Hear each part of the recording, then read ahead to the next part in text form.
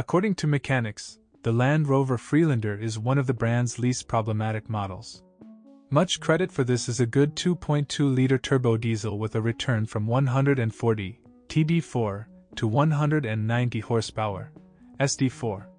By the way, the engine is the result of the joint work of Ford and Peugeot. Interestingly, despite the different power, up to 190 horsepower can be extracted from any of them by changing the software. The main drawback of the PSA diesel is premature wear of the camshaft. The disease is typical for models collected before February 2008, but is sometimes observed in younger specimens.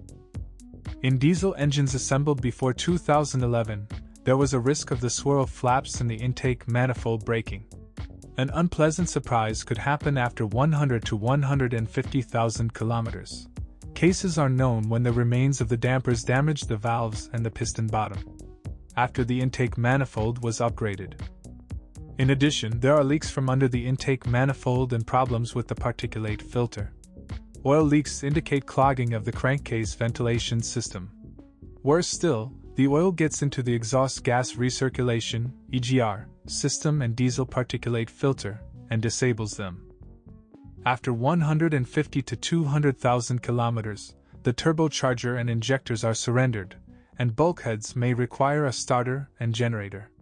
However, there are those who have overcome more than 250,000 kilometers without serious problems.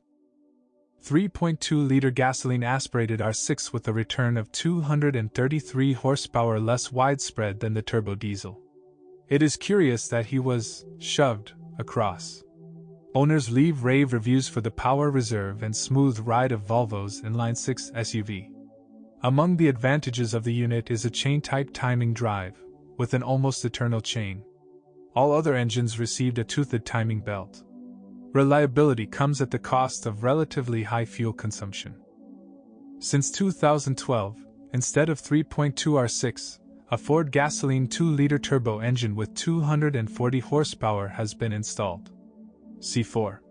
There are few such modifications on the secondary market, and the cars themselves are still young to judge the reliability of new engines.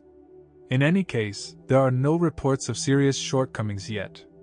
Unless the owners complain about the exorbitant fuel appetite up to 18 to 20 liters in the city. All power units were combined with a 6-speed Japanese, automatic Aisin. The box received mediocre reviews from other brands, but Land Rover services did not encounter any problems. The only thing mechanics pay attention to is the need for regular oil updates. True, the recommended replacement interval of 240,000 kilometers should be reduced to 60,000 kilometers. Interesting fact. In the assortment of the model there are even options with a drive only to the front axle, but they are rare on the market. These are the basic front-wheel drive diesel versions with 150 horsepower. They were equipped with a 6-speed manual transmission Getrag M66 from Volvo. M66 is distinguished by endurance and durability. In the bulk of the Land Rover Freelander 2 all-wheel drive, the third-generation Swedish Haldex coupling is responsible for the direct distribution of traction along the axis. Since July 2008, the fourth-generation clutch has been installed. Both systems are reliable but require service every 60,000 kilometers. The rear differential is also recommended to be serviced every 240,000 kilometers. But it is better to reduce the interval to 60,000 kilometers. Premature differential wear is not uncommon. The all-wheel drive transmission is controlled by the proprietary terrain response system. The round switch allows you to select a preset driving mode, which for each specific situation provides the most optimal settings for the operation of the accelerator, automatic transmission and center differential. The front levers are quite hardy. Wheel bearings can hum after 150 to 200,000 kilometers. In the second generation, the British abandoned the 3-door version of the body, leaving only the 5-door.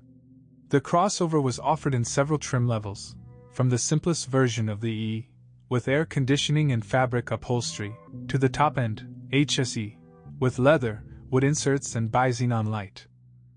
The only thing that Freelander could not surpass itself in is the reliability of electrics and electronics. owners have to deal with premature battery discharge.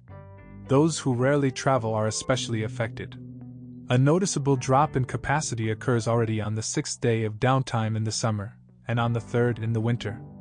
Apparently, electricity is sucked out by complex electronics. Sometimes the navigation system stops working. Often the reason is trivial. You just need to clean the antenna connector. Sometimes the door locks fail, they do not unlock or lock.